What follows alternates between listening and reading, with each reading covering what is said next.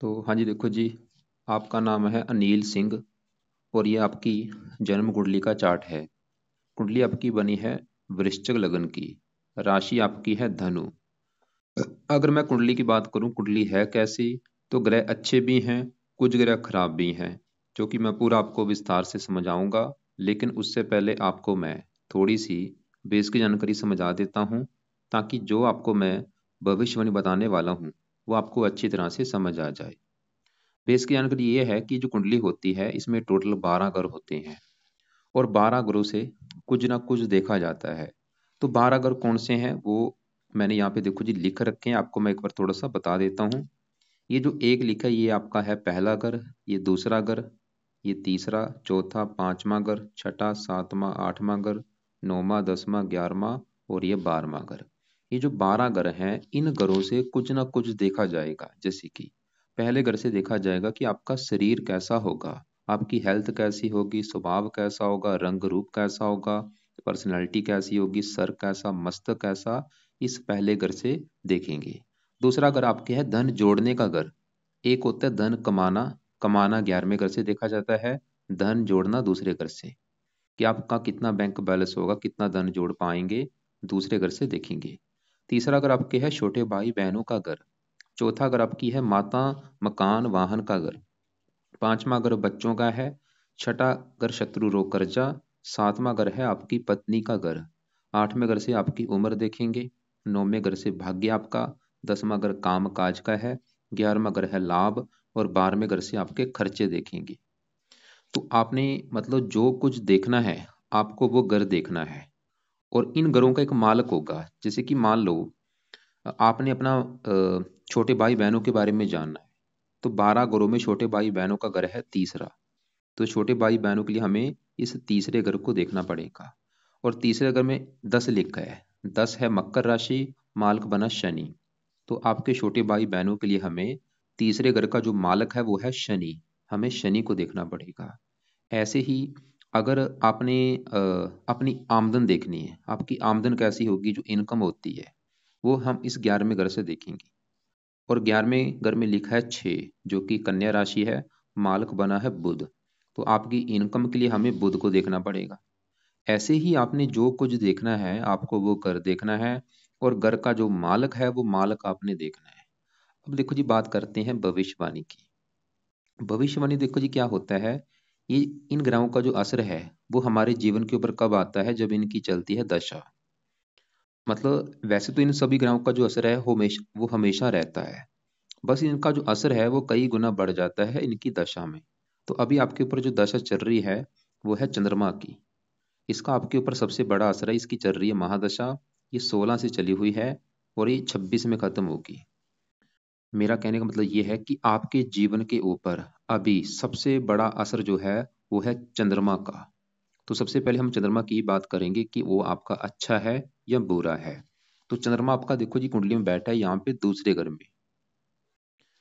और ये दूसरा घर जो है, इस घर से देखा जाएगा आपका धन जोड़ना, कि आप कितना धन जोड़ेंगे, कितना बैंक बैलेंस होगा। तो अगर आपका धन जोड़ना देखना है, कुंडली का ये दूसरा घर देखा जाएगा। और आपको मैंने अभी एक फार्मूला समझाया था कि घर का माल्क देखना है। तो दूसरे घर में देखो जी एक नंबर लिखा है 9। 9 है धनु राशि, माल्क बना ये गुरु। तो आपके धन जोड़ने के लिए हमें गुरु ग्रह को देखना पड़ेगा। और गुरु के अलावा दूसरे घर में चंद्रमा और शनि बैठे हैं, इनको भी देखना पड़ेगा। मतलब आपके 3 ग्रह देखने पड़ेंगे आपके धन जोड़ने के लिए। तो अभी सबसे पहले मैं दूसरे घर में जो चंद्रमा बैठा है उसकी बात करता हूँ। चंद्रमा देखो जी आपका है बड़े लेवल पे अच्छा, लेकिन उसके अच्छे फल में थोड़ी सी कमी आ रही है शनि के साथ में बैठने की वजह से। है अच्छा, आपको मैं एक एग्जांपल समझाता हूँ। मान लो देखो जी आपका नाम है अनिल। आपके घर में आपका कोई दोस्त आ जाए, मतलब आपका घर है खाली, लेकिन उसमें कोई दोस्त आ चुका है। आपका जो दोस्त है, कोई जिगरी यार आपका आपके घर में आ जाए, क्या होगा, वो आपके घर में अगर आया होगा आपके घर का अच्छा करेगा, क्योंकि वही भाई दोस्त आपका घर में मेहमान बन के आया है। तो घर में अगर बैठ जाएगा घर का कोई नुकसान नहीं करेगा, बल्कि घर की सफाई रखेगा, देखभाल करेगा। लेकिन मान लो आपके दोस्त के साथ एक आपका बैठा वहां पे दुश्मन आ जाए, मतलब उसी दोस्त के साथ एक दुश्मन भी आ चुका है। अब देखो जी जो दुश्मन है वो तो घर का नुकसान करेगा, उसका तो कोई भरोसा नहीं है। वो तो घर में चोरी भी कर लेगा, घर का टीवी तोड़ देगा, फ्रिज तोड़ देगा, बेड तोड़ देगा। वो काम यहाँ पे होगा दूसरे घर में। ये जो दूसरा घर है यहाँ पे क्या लिखा है, 9। ये 9 है धनु राशि, इसका जो मालक है वो है गुरु। तो ये दूसरा घर है गुरु ग्रह का। तो गुरु के घर में यहाँ पे जो चंद्रमा बैठा है, चंद्रमा गुरु को मानता है अपना अति मित्र। इसकी वजह से चंद्रमा इस दूसरे घर का करेगा अच्छा। मतलब चंद्रमा दूसरे घर का अच्छा ये करेगा। चंद्रमा तो ये दिखा रहा है कि आपको धनी बना देगा, आप काफी धन जोड़ेंगे, आपका काफी बैंक बैलेंस होगा, आपके पास धन की कमी नहीं रहेगी, चंद्रमा ये दिखा रहा है। लेकिन साथ में ये जो शनि है, शनि है गुरु का शत्रु। मतलब शनि यहाँ पे दूसरे घर में गुरु के घर में बैठा है, गुरु को मानता है अपना दुश्मन। तो शनि इस दूसरे घर का करेगा सत्यानाश। मतलब चंद्रमा इस घर का कर रहा है अच्छा, लेकिन शनि इस घर का कर रहा है नुकसान। और शनि ने क्या किया, चंद्रमा को भी खराब कर दिया। मतलब चंद्रमा अभी जो अच्छा था, वो अच्छे फल भी आपको जहाँ तो मिलेंगे नहीं, या मिलेंगे कम मात्रा में, क्योंकि यहाँ पे शनि साथ में बैठ चुका है। इसे कहते हैं विष दोष। जब भी शनि चंद्रमा के साथ बैठते हैं एक दोष बन जाता है। इस दोष को क्या कहते हैं, विष दोष, जो कि आपकी कुंडली में बना है। मतलब हो सकता है जो चंद्रमा के अच्छे फल वो आपको नहीं मिले, लेकिन चंद्रमा ने अच्छे फल क्या देने थे, दूसरे घर में बैठ के उसने आपको धनी बनाएगा, कि आप काफी धनी होंगे, काफी बैंक बैलेंस होगा, आपके पास धन की कमी नहीं रहेगी। और दूसरा घर परिवार का है, परिवार का सुख अच्छा, वाणी का है, वाणी अच्छी। देखो जी, चंद्रमा आपका बैठा दूसरे घर में है, लेकिन चंद्रमा का जो घर है वो है ये अपना घर, नौवां घर। और नौवें घर से देखा जाएगा आपका भाग्य। अगर आपका हमने भाग्य देखना है कुंडली का, ये नौवां घर देखेंगे। और नौवें घर में 4 लिखा है, जो कि है कर्क राशि, मालक बना चंद्रमा। आपका भाग्य हम चंद्रमा से देखेंगे। चंद्रमा ये दिखा रहा है कि आपको परम भाग्यशाली बनाएगा, आपका भाग्य कदम कदम पर साथ देगा। तो मेरा कहने का मतलब आपको समझ आ रहा है मैं क्या कहना चाह रहा हूँ, कि चंद्रमा है तो अच्छा, लेकिन उसकी अच्छे फलों में कमी आ चुकी है साथ में शनि की वजह से। और अच्छा फल क्या देना था उसने, वो ये दिखा रहा है कि आपको भाग्यशाली बनाएगा, आपको धनी बनाएगा, आपको परिवार का सुख अच्छा, वाणी अच्छी।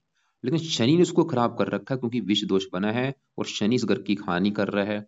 शनि ये दिखा रहा है कि आपके धन की हानि होगी, आप धन जोड़ नहीं पाएंगे, धन खर्च होता रहेगा। अब यहाँ पे देखो जी, चंद्रमा के लिए क्या करना है। इसके पीछे जो 10 लिखा है, ये पावर होती है, इसको पावर को हमने 15 करना है। मतलब इसको बल देना है, जितना इसकी पावर बढ़ेगी इसके अच्छे बल उतना ही बढ़ेंगे। तो चंद्रमा का आपको मैं 2 उपाय बताता हूँ, अगर वो 2 आप उपाय करते हैं तो चंद्रमा के अच्छे फल आपको मिलने शुरू हो जाएंगे। तो चंद्रमा का पहला उपाय, आपने चंद्रमा का करना है मंत्र जाप, जो कि रोजाना कम से कम 3-4 माला करो। 3-4 माला आपने ये स्टार्ट करना है आपने सोमवार के दिन। अभी जो सोमवार आने वाला है, संकल्प लेके स्टार्ट करो। संकल्प लेके कैसे स्टार्ट करना, आप ये बोलना सोमवार को सुबह के टाइम, कि हे चंद्र देवता जी, मेरा नाम अनिल सिंह है, मेरी जात ये है, गोत्र ये है, आपकी मेरे पर चली हुई है महादशा, और मैं आज से आपका रोजाना मंत्र जाप करूंगा ताकि आपका मुझे अच्छा फल मिले। आप मेरे धन के घर में बैठे हैं, मेरी जो धन की दिक्कतें हैं वो दूर हों, मैं धनी बनना चाहता हूँ, धन जोड़ना चाहता हूँ, और आप मेरे भाग्यश भी हैं, मेरा भाग्य मेरा साथ दे। इसलिए आज से आपका मैं रोजाना मंत्र जाप किया करूंगा। तो ये मंत्र आपने रोजाना करना है। कब तक करना है मंत्र, जब तक ये दशा है 26 तक। और मंत्र है ओम सोम सोमाय नमः, ओम सोम सोमाय नमः। मंत्र भाई एक माला ले लो, माला से आपने चाहे 2 माला, चाहे 3 माला, चाहे 4 माला, वो आपकी मर्जी, ज्यादा से ज्यादा करना है ये जब तक दशा है। दूसरा उपाय, आपने इसका करना है रत्नदार। और इसका जो रत्न है वो है मोती। आपने मोती लेना अपने वजन के बराबर। अगर आपका वेट 70 किलो है तो 7.25 रत्ती का मोती ले लो।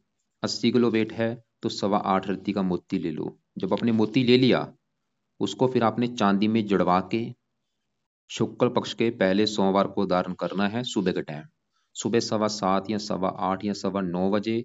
और धारण करना है राइट हैंड की इस छोटी उंगली में। और धारण करने से पहले कच्चे दूध में या गंगा जल में धो के फिर आपने धारण करना है।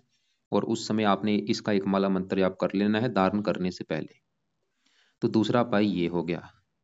तो पहला ये मंत्र आप किया करो, दूसरा इसका रत्न धारण कर लेना, मोती अच्छी क्वालिटी का लेना, आपने लैब टेस्टेड होना चाहिए तभी वो काम करेगा। डुप्लीकेट धारण कर लिया कोई फायदा नहीं होगा। तीसरा उपाय है कि आप सफेद कपड़े ज्यादा पहना करो, काले कपड़े बंद कर दो और सफेद कपड़े ज्यादा यूज करो। तो ये 3 उपाय सबसे बेस्ट। वैसे इसका मंत्र है, अगर मंत्र शुरू कर दिया भाग्य भी साथ देना शुरू हो जाएगा, धन भी आना शुरू हो जाएगा। अब यहाँ पे जो शनि बैठा है, शनि को हमने यहाँ पे शांत करना है। और आपका देखो जी, शनि दूसरे घर की कर रहा है हानि, धन की हानि कर रहा है, धन ही नहीं बनने देगा, धन को लेकर दिक्कत है, क्योंकि यहाँ पे दोष बने हैं। विष दोष जो होता है अच्छा नहीं होता। ये जो दोष बन चुका है ना, ये अच्छा नहीं है। विष दोष, मानसिक चिंता भी होती है, डिप्रेशन का शिकार भी बनाएगा। और शनि है, शनि के अपने दो घर हैं। शनि आपकी कुंडली में एक तो इस घर का मालक है, चौथे घर का, और ये तीसरे घर का मालक है। दो घर हैं इसके। तो आपकी देखो जी, जो कुंडली है, कुंडली में शनि ग्रह है, एक तो तीसरे घर का मालक है, तीसरा घर है छोटे भाई बहनों का घर, कि आपके छोटे भाई बहन कैसे होंगे, तीसरे घर से। और शनि है इस घर का मालक चौथे घर का। और चौथे घर से देखा जाएगा आपकी माता का सुख, मकान का सुख, वाहन, भूमि, जमीन, जायदाद। मतलब अगर आपकी माता, मकान, वाहन का सुख देखना है, चौथा घर, और चौथे घर में 11 लिखा है जो कि है शनि की राशि, हमें शनि को देखना पड़ेगा। और वो क्योंकि देखो जी शत्रु राशि में बैठा है, यहाँ पे गुरु के घर में बैठा है, चंद्रमा के साथ बैठा है। मतलब शनि दिखा रहा है कि आपको मकान वाहन को भी लेके दिक्कतें आएंगी। धन की तो हानि कर रहा है, मकान वाहन संबंधी भी दिक्कतें पैदा थोड़ी बहुत ही कोई ना कोई करेगा। कहने का मेरा मतलब ये है कि आप लिख लो, एक पेन लो, उसमें कॉपी लो, उसमें लिखो क्या लिखना है, कि अगर आपने शनि ग्रह को सही कर लिया, फायदे क्या होंगे। नीचे आंसर लिखो। सबसे बड़ा फायदा शनि को सही करने से, जो विष दोष बना है वो खत्म होगा। और विष दोष खत्म हो गया, क्योंकि शनि आपके धन की हानि कर रहा है, धन की हानि नहीं होगी। शनि को सही करने से धन की हानि नहीं होगी। दूसरा फायदा, आपको मकान वाहन का सुख मिलेगा, मतलब मकान का भी सुख मिलेगा आपको, वाहन का सुख मिलेगा, भूमि, जमीन, जायदाद, ये सभी सुख मिलने शुरू हो जाएंगे। और भी कई फायदे, क्योंकि ये थोड़ा सा वाणी भी कठोर करता है, वाणी भी कठोर नहीं होगी, आपको गुस्सा भी ज्यादा नहीं आएगा। तो शनि के देखो जी, शनि का आपको मैं एक ही उपाय बोलूंगा, वो आपने करना है, जो कि आपने करना है रात के समय। वो है आपने शनि चालीसा का पाठ रात को पढ़ना है। और ये आपने शनिवार से शुरू करना है, अभी जो शनिवार आएगा, रोजाना एक पाठ आपने पढ़ना है या इसको सुनना है। अब आगे बढ़ते हैं। हमने यहाँ पे चंद्रमा शनि की बात कर ली है। अब आगे बढ़ते हैं, यहाँ पे देखो जी मंगल और गुरु बैठे, इनकी बात करते हैं। ये है सातवां घर, और सातवां घर है आपकी पत्नी का घर। एक आपका सवाल पत्नी को भी लेके था, क्योंकि 12 घरों से कुछ ना कुछ देखा जाता है। जैसे मैंने बोला, जो कुछ देखना है उस घर को देखो। जैसे कि मान लो आपका सवाल है पत्नी को लेके, तो 12 घरों में पत्नी का जो घर है वो सातवां घर है। तो सातवें घर से पत्नी का सुख देखा जाएगा। और सातवें घर में जो नंबर लिखा है वो है 2 नंबर, और 2 है वृष राशि। और वृष राशि का जो मालक है वो है शुक्र। तो आपकी पत्नी के लिए हमें सातवें घर का जो मालक शुक्र है, शुक्र को देखना पड़ेगा। और शुक्र के अलावा सातवें घर में गुरु और मंगल बैठे हैं, इनको भी देखना पड़ेगा। मतलब आपकी पत्नी के लिए हमें 3 ग्रह देखने पड़ेंगे, शुक्र, गुरु और मंगल। तीनों ग्रहों को देखकर डिसाइड होगा पत्नी के बारे में। तो सबसे पहले मैं सातवें घर में जो 2 लिखा है, मालक शुक्र की बात करता हूँ। और शुक्र आपका मुझे लगा है बहुत अच्छा, जो कि 5वें घर में बैठा है, और वो यहाँ पे उच्च का बैठा है। क्योंकि ये जो ग्रह होते हैं, अगर उच्च के बैठे होते हैं, बहुत अच्छे होते हैं। तो शुक्र एक तो 5वां घर ऊपर से उच्च का, तो शुक्र अच्छे फल क्या देगा। शुक्र किस घर का मालक है, पत्नी घर का। शुक्र ये दिखा रहा है कि भाई पत्नी का सुख अच्छा है, आपकी लाइफ में पत्नी का सुख अच्छा मिलेगा। और 5वां घर प्रेम का है, शुक्र ये दिखा रहा है कि आपका प्रेम विवाह भी हो सकता है, काफी मात्रा में आपके प्रेम विवाह के योग है। और शुक्र 5वें घर का अच्छा कर देगा, संतान के लिए अच्छा है, पढ़ाई के लिए अच्छा है, बुद्धि के लिए अच्छा है। मतलब हमने देखा शुक्र आपका अच्छा है। लेकिन अभी आपको मैंने क्या बोला था, कि पत्नी के लिए 3 ग्रह देखने पड़ेंगे। अभी हमने सातवें घर के मालक शुक्र को देखा, वो उच्च का है, वो अच्छा है। लेकिन अभी सातवें घर में जो गुरु मंगल बैठे हैं, इनकी मैं बात करता हूँ। तो इन दोनों में पहले मैं गुरु की बात करता हूँ, कि गुरु आपका कैसा है। आपका देखो जी, जो गुरु है वो बैठा कहाँ पे है, सातवें घर में। लेकिन गुरु के इस कुंडली में 2 घर हैं अपने। कौन कौन से घर हैं, एक तो ये दूसरा घर जहाँ पे ये चंद्रमा और शनि बैठे हैं। चंद्रमा शनि कहाँ बैठते हैं, दूसरे घर में। और दूसरा घर किसका था, जो दूसरे घर में 9 लिखा है, ये है धनु राशि, ये गुरु का घर है। ये जो दोनों ग्रह बैठे हैं, ये गुरु के घर में बैठे हैं। और दूसरा घर आपको मैंने बोला था कि आपके धन जोड़ने का है। और अगर आपका धन जोड़ना देखना है, तो दूसरे घर के मालक गुरु को भी देखना पड़ेगा। धन जोड़ने के लिए हमें गुरु को भी देखना पड़ेगा। और गुरु आपकी कुंडली में इस 5वें घर का भी मालक है। 5वें घर में जो 12 लिखा है, मीन राशि, मालक है गुरु। और 5वां घर है आपके बच्चों का घर। अगर आपके बच्चों के बारे में जानना है, 5वें घर के मालक गुरु को देखना पड़ेगा। तो गुरु से क्या क्या देखा जाएगा, आपका धन जोड़ना, और आपके बच्चों के बारे में। और गुरु कहाँ बैठा है, 7वें घर में। और 7वां घर किसका है, पत्नी का।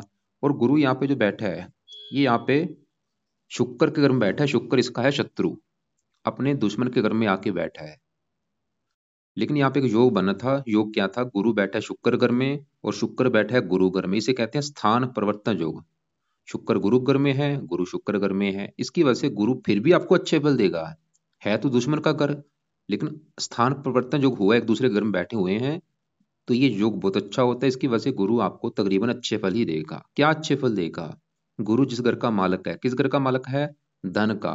तो धन जाके बैठा है पत्नी घर में, मतलब गुरु धन का मालक आके पत्नी घर में बैठा है। गुरु ये दिखा रहा है कि आपकी पत्नी के आने के बाद आपकी लाइफ में धन आना शुरू हो जाएगा, या आपकी पत्नी से आपको धन मिलेगा, वो धन कमाने वाली होगी, या उससे किसी ना किसी प्रकार से आपको धन मिलेगा। मतलब पत्नी के मामले में शनि आपको धन देगा, गुरु ये दिखा रहा है, क्योंकि धन का मालक पत्नी घर में आके बैठा है। और गुरु इस पांचवें घर का भी मालक है, बच्चों के घर का। ये बच्चों का भी सुख अच्छा देगा आपको, संतान का सुख अच्छा है, पढ़ा लिखा बना देगा। और ये भी प्रेम विवाह के योग दिखा रहा है। और पत्नी घर में बैठा है, वैसे तो शत्रु राशि पर भी पत्नी का सुख अच्छा दिखा रहा है। और इसकी तीन दृष्टियां हैं, पांचवीं यहाँ पे, सातवीं यहाँ पे। पहले घर का अच्छा कर देगा इस घर का, मतलब आपका हमने गुरु देखा वो तो भाई अच्छा है। हमने देखो जी शुक्र भी देखा, वो भी अच्छा है। गुरु देखा, क्योंकि अपने एक दूसरे घर में बैठे हैं। अब देखो जी इस घर में जो मंगल है, मंगल की बात करते हैं कि वो कैसा है। तो मंगल जो आपका है वो अच्छे फल भी देगा, बुरे फल भी देगा। मंगल जहां बैठा है वो सातवें घर में, ये है शुक्र का घर। मंगल ये जो दो लिखा है ये वृष राशि है, वृष राशि शुक्र की राशि है। और जो शुक्र है मंगल आपस में दोनों अति शत्रु हैं, दुश्मन है दोनों आपस में। तो मंगल जो आपका है, मैंने अभी जैसे बोला बुरे फल भी देगा अच्छे फल भी देगा। बुरे फल क्या देगा? मंगल सातवें घर में पत्नी घर में बैठ के पत्नी घर की थोड़ी सी हानि कर देगा। क्योंकि मंगल जब भी सातवें घर में बैठता है एक दोष बनता है जिसे कहते हैं मंगल दोष। ये आपकी कुंडली में बना है मंगल दोष। तो मंगल सातवें घर की हानि ये करेगा, आपकी पत्नी से आपकी बनने नहीं देगा। पत्नी से लड़ाई झगड़े मनमुटाव होते रहेंगे इस मंगल की वजह से। मंगल ये दिखा रहा है।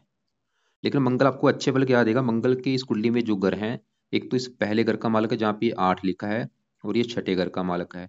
पहला घर भाई आपका शरीर, सेहत, स्वभाव, रंग रूप, पर्सनैलिटी, पहले घर से। और पहले घर का मालक मंगल, जो कि सातवें घर से सातवीं दृष्टि से अपने घर को देख रहा है। मतलब मंगल पहले घर का तो अच्छा कर देगा, आपकी पर्सनैलिटी अच्छी, सेहत अच्छी, स्वभाव अच्छा, रंग रूप अच्छा, आपको साहसी बना देगा, पराक्रमी बना देगा, उद्यमी बना देगा।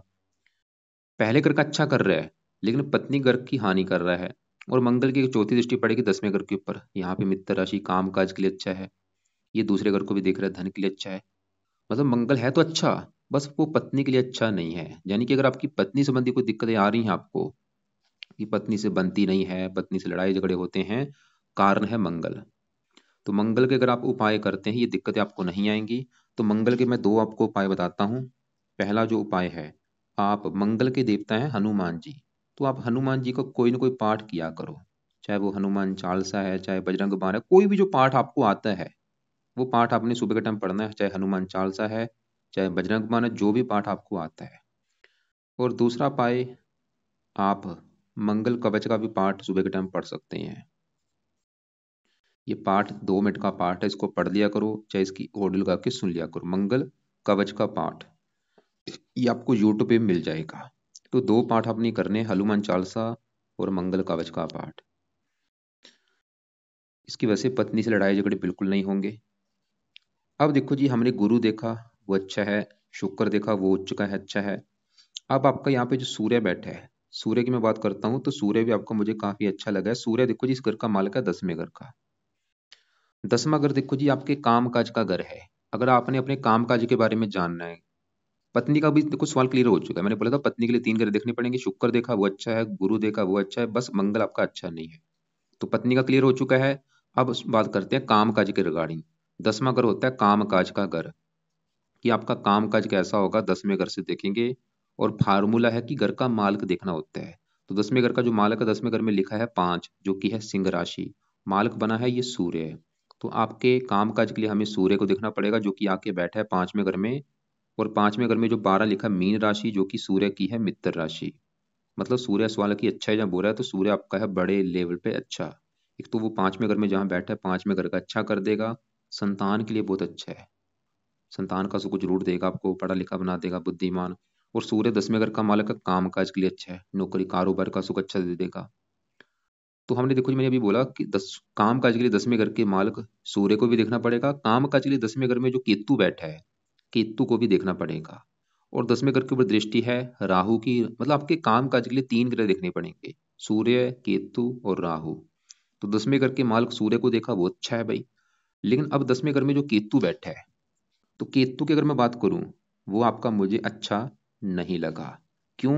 क्योंकि केतु जहां बैठा है 10वें घर में, ये सूर्य का घर है और सूर्य को अपना ये दुश्मन मानता है। जैसे कि देखो जी, मेरे घर में मेरा कोई दुश्मन आ जाए, तो जो मेरा दुश्मन है वो मेरे घर का नुकसान कर देगा, सामान तोड़ देगा, फर्नीचर तोड़ देगा। वो काम यहाँ पे केतु करता रहेगा, ये 10वें घर की हानि करता रहेगा। 10वां घर काम काज का है, तो केतु आपके काम काज में दिक्कतें पैदा करता रहेगा। कोई ना कोई काम काज में दिक्कतें भाई आपको लगी रहेंगी। और केतु का बुरा फल आपको कब मिलेगा? जब केतु की दशा आपकी चलेगी। कब चलेगी? जो कि आपके ऊपर चली हुई है 12वां महीना 23 से, और ये 7वां महीना 24 में खत्म होगी। मतलब पिछले देखो जी 2 महीने हो चुके हैं, 2-3 महीने केतु की दशा आपकी चली हुई है, महीना डेढ़ हो चुका है। तो केतु का उपाय करने भी बहुत जरूरी हैं, क्योंकि केतु आपके काम काज में दिक्कतें पैदा कर रहा है। तो केतु का जो पहला उपाय है, शनिवार से शुरू करके इसका रोजाना मंत्र जाप किया करो। मंत्र है ओम केम केतवे नमः। कम से कम 1-2 माला आपने रात के समय करना है। और दूसरा उपाय, केतु का दान आपने करना है, जो कि है कुत्तों को रोटी डाला करो। अगर वहां पे कुत्ते नहीं हैं जहाँ पे आप रहते हैं, तो केतु के और भी दान होते हैं। वो क्या दान होते हैं, मैं आपको वीडियो लग से भेज दूंगा। तो केतु के 2 उपाय अगर करते हैं, कामकाज की दिक्कतें नहीं आएंगी। अभी दशा देखो जी 7वें महीने में खत्म होनी है, ये समय आपका अच्छा नहीं, इसमें कामकाज में दिक्कतें बहुत सारी आएंगी आपको। ये पिता का भी घर होता है, पिता संबंधी भी दिक्कतें आती हैं। अब कामकाज के लिए मैंने 3 ग्रह बोले थे, सूर्य देखा वो अच्छा, केतु देखा वो अच्छा नहीं। अब सूर्य राहु की बात करते हैं। राहु कहाँ बैठा है? चौथे घर में। शनि घर में बैठा है, मित्र राशि है। राहु देखो जी वैसे तो अच्छा है, लेकिन ये 10वें घर को देख रहा है 7वीं दृष्टि से, ये भी 10वें घर की हानि कर रहा है। क्योंकि ये सूर्य का घर है, राहु केतु दोनों सूर्य को शत्रु मानते हैं। तो राहु भी 10वें घर को भाई खराब कर रहा है। काम काज में दिक्कतें अगर आपके आ रही हैं, वो कारण एक राहु भी है। अब सवाल की राहु के लिए आप क्या करें? तो राहु का एक पाठ है, वो है राहु कवच का पाठ। ये पाठ आप रात को पढ़ सकते हैं, 2 मिनट का पाठ है। इसको चाहे पढ़ लिया करो, चाहे इसकी ऑडियो लगा के सुन लिया करो। अब आगे बढ़ते हैं। मतलब काम काज में दिक्कतें आने का जो बड़ा कारण वैसे केतु है, राहु भी इतना कारण नहीं जितना केतु है। चाहे कवच का पाठ भी आपकी मर्जी करो चाहे ना करो, लेकिन केतु का जो मंत्र है और दान, ये आपने जरूर करना है। अब यहाँ पे देखो जी, हमने शुक्र देख लिया है, सूर्य देखा, अब बुध की बात करते हैं। और बुध भी आपका मुझे अच्छा नहीं लगा। जैसे आपको मैंने बोला था, ये दूसरा घर है धन जोड़ने का घर, 10वां घर है काम काज का घर, और ये जो 11वां घर होता है, ये बहुत मेन घर है। 11वें घर से देखो जी देखा जाता है आमदन, मतलब आपको जो धन कमाएंगे, जो आपकी इनकम है, आमदन इनकम, वो कैसी होगी, 11वें घर से देखेंगे। 11वां घर आपके बड़े भाई बहनों का भी घर है। 11वें घर से लाभ भी देखा जाता है, जो लाभ होता है हमें कामों में लाभ होगा या नहीं, 11वें घर से। 11वें घर से इच्छा पूर्ति भी देखते हैं। तो 11वें घर में लिखा क्या है? 6, जो कि कन्या राशि, मालक बना बुध। मतलब ये चीजें हम बुध से देखेंगे। और वो 5वें घर में यहाँ पे बैठा है नीच का। 5वें घर में यहाँ पे जो 12 लिखा है मीन राशि, जो कि बुध की है नीच राशि। मतलब भाई आपका जो बुध है वो नीच का बैठा है, जो कि एक बहुत बड़ी नेगेटिव बात है। क्योंकि जो ग्रह नीच के होते हैं वो अच्छे नहीं होते। तो बुध की वजह से आपको दिक्कतें क्या आएंगी? आपको आमदन को लेके हमेशा दिक्कतें लगी रहेंगी। आपके कामों में लाभ नहीं मिलेगा, आपकी इच्छाएं पूरी नहीं होने देगा। बुध ही दिखा रहा है, और बुध बिजनेस का कारक होता है। आपको बिजनेस को लेकर दिक्कतें आएंगी। बुध बुद्धि का कारक है, बुद्धि को भ्रमित कर देगा। और ये थोड़ा सा संतान संबंधी भी चिंता पैदा करेगा। मतलब अगर आपने बुध को सही कर लिया, फायदे क्या होंगे? आपकी इनकम बढ़नी शुरू हो जाएगी, आपकी इच्छाएं पूरी होनी शुरू हो जाएंगी, आपको कामों में लाभ मिलना शुरू हो जाएगा, आपकी संतान संबंधी चिंता नहीं होगी, आपके बिजनेस के लिए अच्छा है, बुद्धि भी आपकी तेज हो जाएगी अगर बुध को सही करते हैं। तो इसके 2 पाठ हैं, वो आपने पढ़ने हैं। एक तो है बुध कवच का पाठ, एक है बुध स्रोत का पाठ। ये 2 पाठ हैं, दोनों पाठ भाई आपने पढ़ने हैं। और अब देखो जी मैंने क्या क्या आपको बोला है, मैं एक बार फिर रिपीट करता हूँ, मैंने अभी आपको क्या क्या बोला है। और आपने देखो जी 2 रत्न धारण करने हैं।